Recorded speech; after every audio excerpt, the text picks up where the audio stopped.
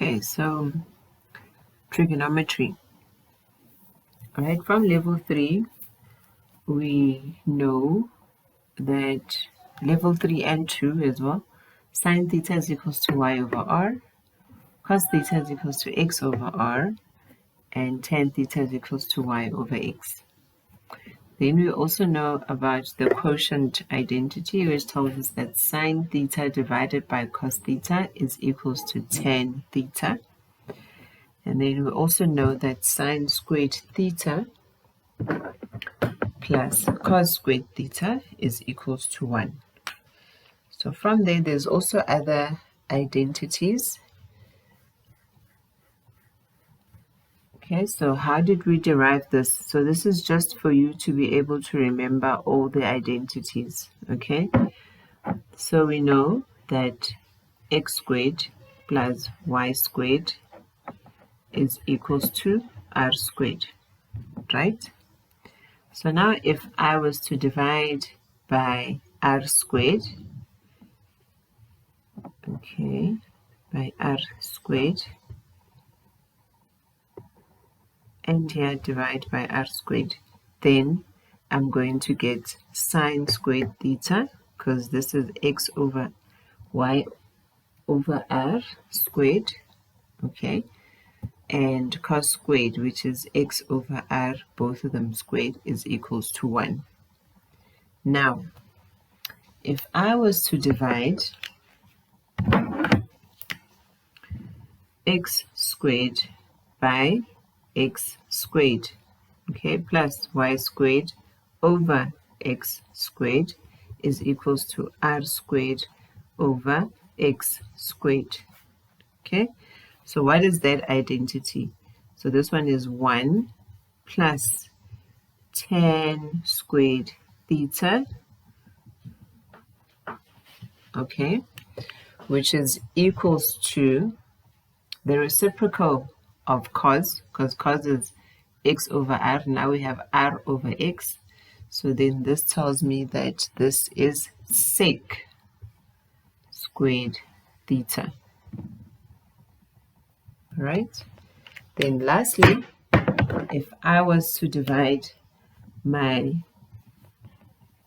y squared, okay, plus y squared over y squared is equals to r squared over y squared. Okay, so what do I get then? Then here I have x squared over y squared, which is the reciprocal of tan squared theta, which gives me cot. Okay, so the cotangent of theta squared, all right, plus 1 is equals to, now this is the reciprocal of sine, and the reciprocal of sine is the cosec, okay? So then it's cosec squared theta. So that's an easy way to remember your identities, all right?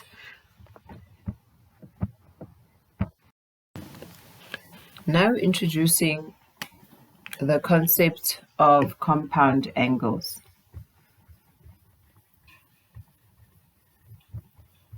So with compound angles, we are told if you have the sine of, okay, the sum of any two angles, all right? So let's say angle alpha plus angle beta. Okay, so this you can then write it as sine alpha cos beta plus sine beta times cos alpha.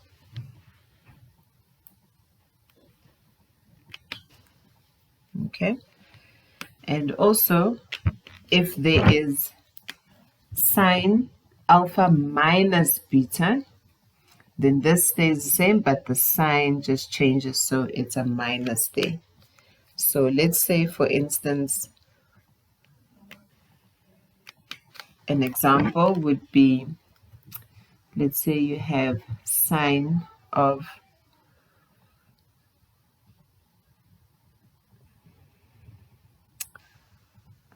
let's say 20 degrees plus or minus, let's say 120 plus or minus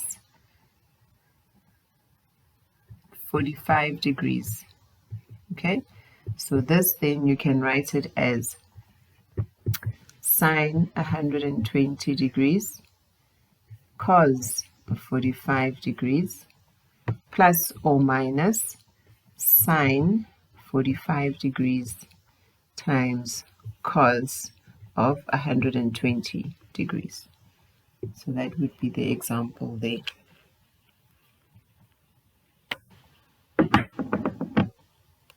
Okay. Then if we have cos of alpha plus or minus beta, let's make this a different sign. Then we're going to have cos alpha cos beta minus sine alpha sine beta if it's a plus sign, all right?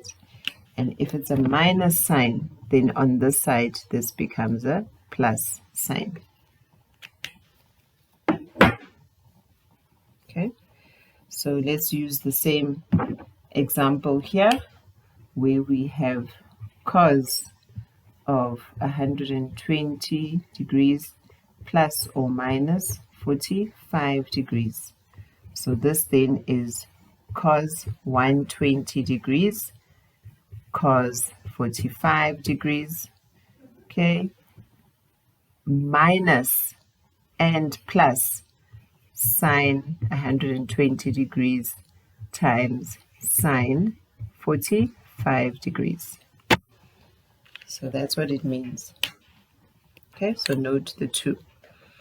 And then from there, we are able to come up with what if both alpha and beta were the same angles. All right, so if they were the same angles, then we are introducing the double angle identity. So the double angle identity says if you have sine, all right, of 2 alpha, because it's alpha plus alpha, we're saying they're equal, then this identity becomes 2 sine alpha cos alpha. Okay, and it makes sense because if this is sine of alpha plus alpha, then you'll have sine alpha cos alpha plus sine alpha cos alpha, which is 2 sine alpha cos alpha. And then if you had a double angle of cos 2 alpha, all right, then you would have it's cos alpha plus alpha, all right, so it's cos alpha times cos alpha, which is cos squared alpha, and it's a minus sign, remember, when it's a cosine, all right, then here it's sine alpha times sine alpha, which is sine squared alpha. All right, but this identity can also be written as 2 cos squared alpha minus 1, and it's also equals to 1 minus 2 sine squared alpha. So these are things that you need to know. The compound angles, what does it look like when you break it up? The identities, and also then when you have the double angles, how do they then break down on the right hand side? So these you need to know in order for you to be able to prove identities, okay, which is what we'll move on to next.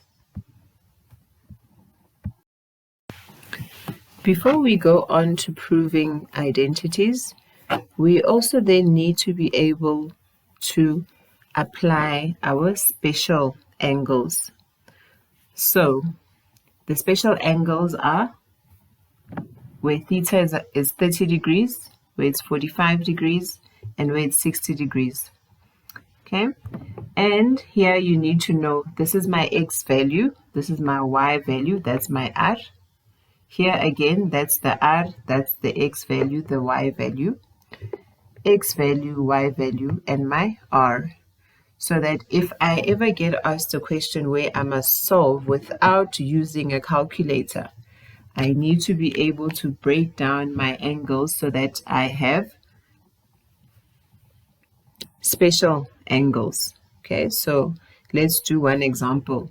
So in example number 1, if I have cos 75 degrees as an example, okay, so I need to see how do I break the 75 degrees into my special angles. Okay, so I can see if I say cos of 45 degrees plus 30 degrees. Okay, and now I'm using my compound angle rule, which tells me that this is going to be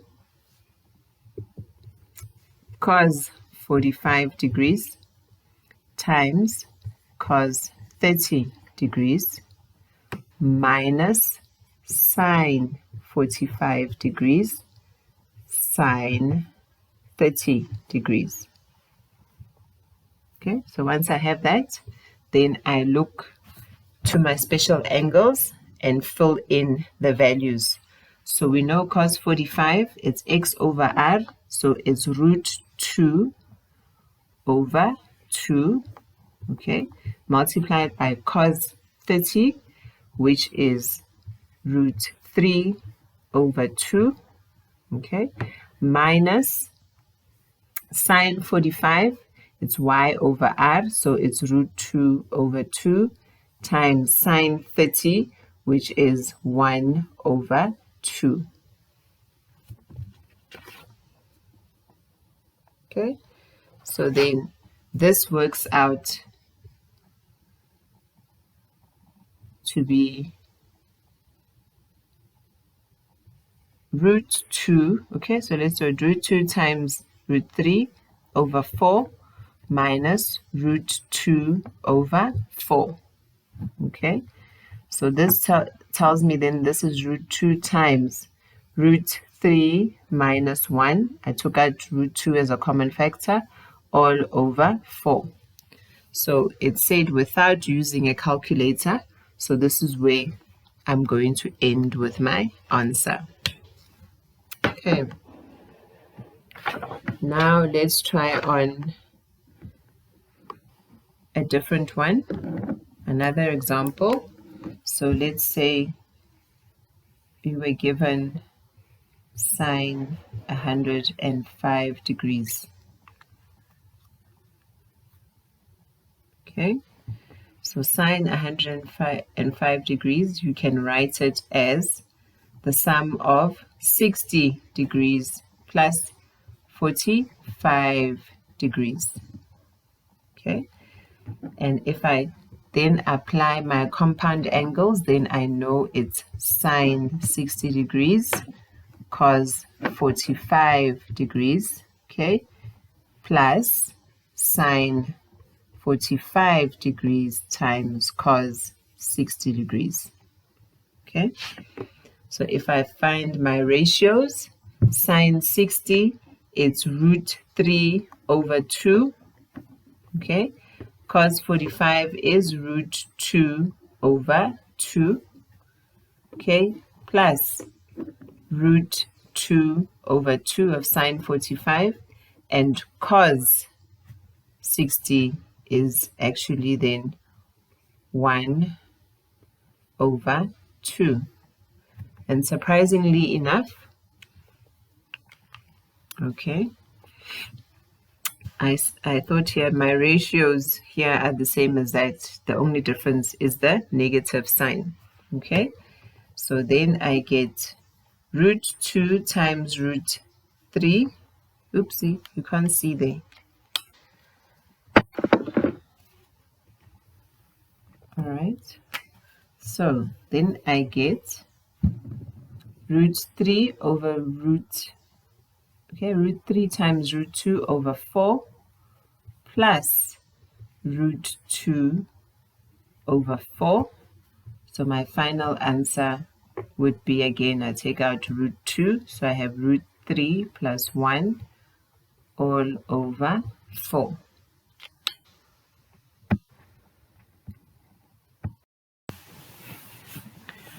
All right, so now I'm asked to prove this identity. So this is where we apply all the identities that we know. So from the quotient identity to the compound angles and the double angle identities. Okay, so when they say you must prove, okay, so you need to show that, so you always take the side that looks a bit more complicated and you try and simplify it so that you get to a point where the answer will give you tan x, which is exactly what you need to do. So you need to show that this, when you work it out, gives you that. All right. So when you start to solve the question, then you must show which side are you working on. So you are working on the left-hand side. And you want to prove that the left-hand side is equals to the right-hand side. Okay. So the left-hand side is sine 2x minus 10x over cos 2x. Okay, then we apply the compound, the double angle rule. So here I have 2 sine x cos x. And for my tan x, I'm going to apply the quotient identity, which tells me that this is sine x over cos x. And then for now, I'm going to leave this cos 2x as is. Why? Because cos 2x has got 3 possibilities that I can write it as. So I can write it as cos squared x minus sine squared x, or I can write it as 2 cos squared x minus 1, or I can write it as 1 minus 2 sine squared x. So I don't really know which one to use at this particular point. I'm going to let my numerator dictate to me which one I need to use. So at this point in time, I'm not really sure. Okay, so the next step is here. I have a cos x, right? So this cos x is going to be my denominator of my numerator. So cos x, okay, then the first part here then becomes 2 sine x. And when I multiply this by cos x, then it means I have now got cos squared x, okay, minus sine x, okay. And this here is all over cos 2x. All right. Then next, what is it that I do here now? Okay. So now I can see I can take out sine x as a common factor. When I take out sine x as a common factor, sine x, okay, I am left with 2 cos squared x minus 1,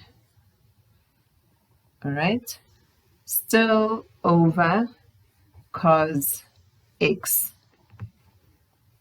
Okay, so now can you see this one looks familiar now? All right, it looks familiar. It's one of my double angle identities, right? Which is this one here. Okay, divided by, so now I'm putting it here as divided by cos 2x. All right. So this double angle identity is in fact cos 2x. Okay, So all over cos x. And now when I multiply here, it becomes 1 over cos 2x.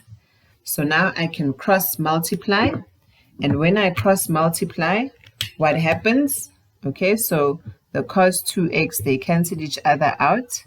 And then I am left with only sine x times 1 is sine x. Okay, it's sine x. And at the bottom, cos x times 1 is cos x. And this is my quotient identity, which is therefore equals to tan x. And this is equals to my right hand side. So now I have proven the identity that my left hand side, when it's simplified, is equal to my right hand side.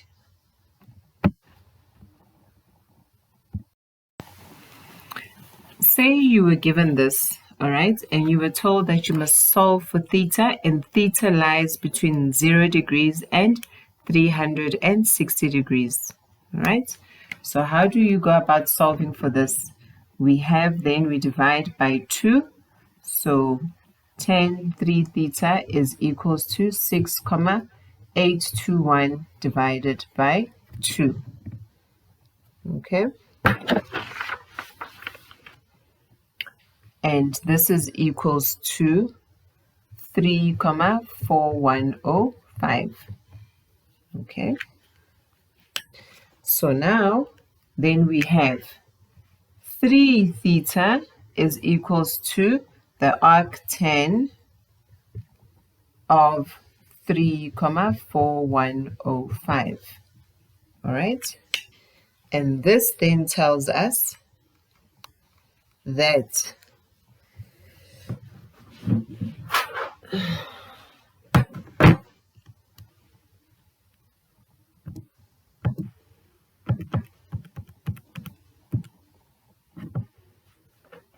three theta, okay, 3 theta is equals to the reference angle is equals to 73,658 degrees. Okay, so therefore my reference of theta is going to be 24,55 degrees. Okay, so if my theta lies between 0 and 360, then where else is tan positive? It's positive in the third quadrant, isn't it? So therefore, as well, so this is equals to my theta, but then also theta is also equals to 180 degrees plus my reference angle of 24,55. So therefore, this is 204,55 degrees. So theta is equals to 24,55, which is in the first quadrant where all my ratios are equal. And then it's also equals to 204 degrees, which is in the third quadrant where my tan ratio is positive.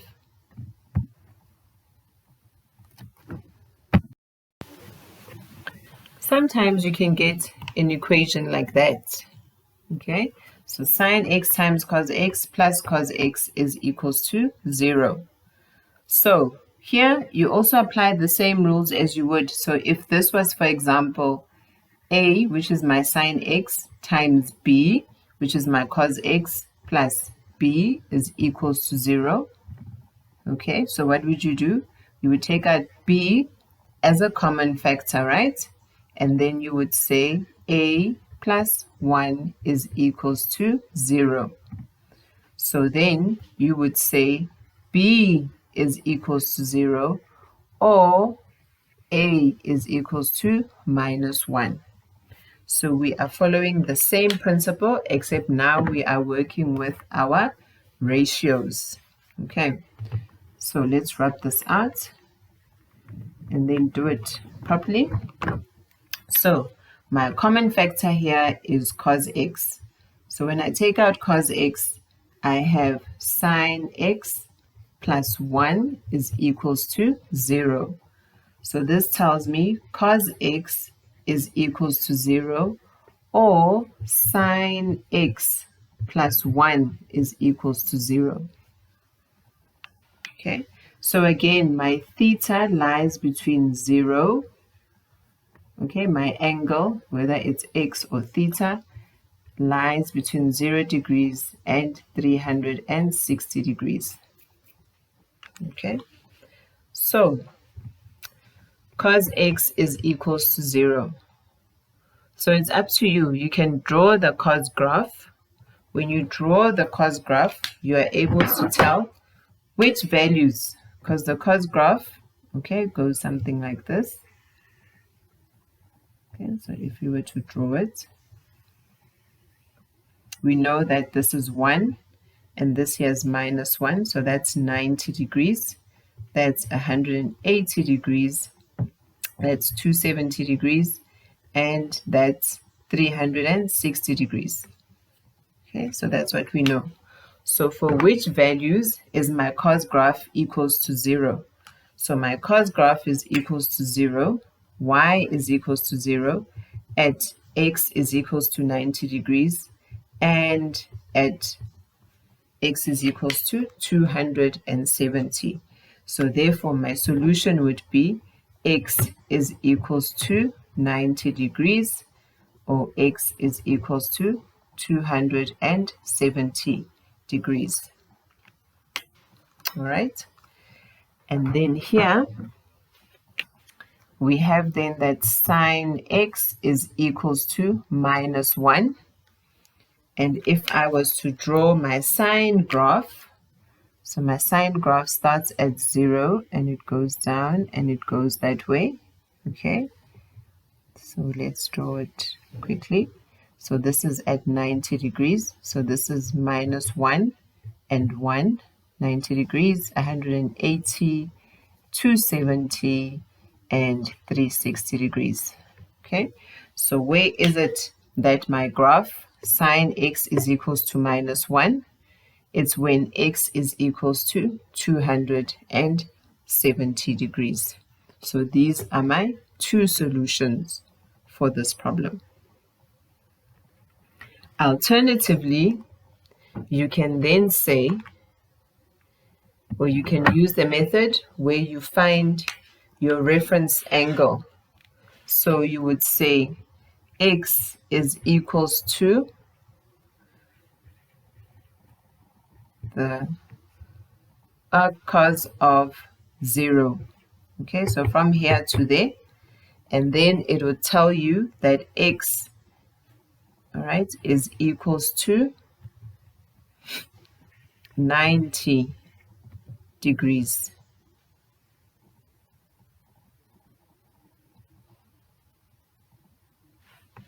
All right, then here it would be x is equals to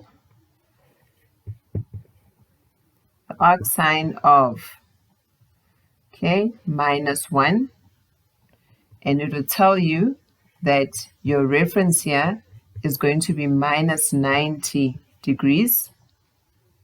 Okay, if it's minus 90 degrees, then we have that x is equals to minus 90 degrees plus 360 degrees. So to make it a positive angle, it's 270 degrees. So that's how you would solve it, whether you draw your graph or you use this method to find your reference angles.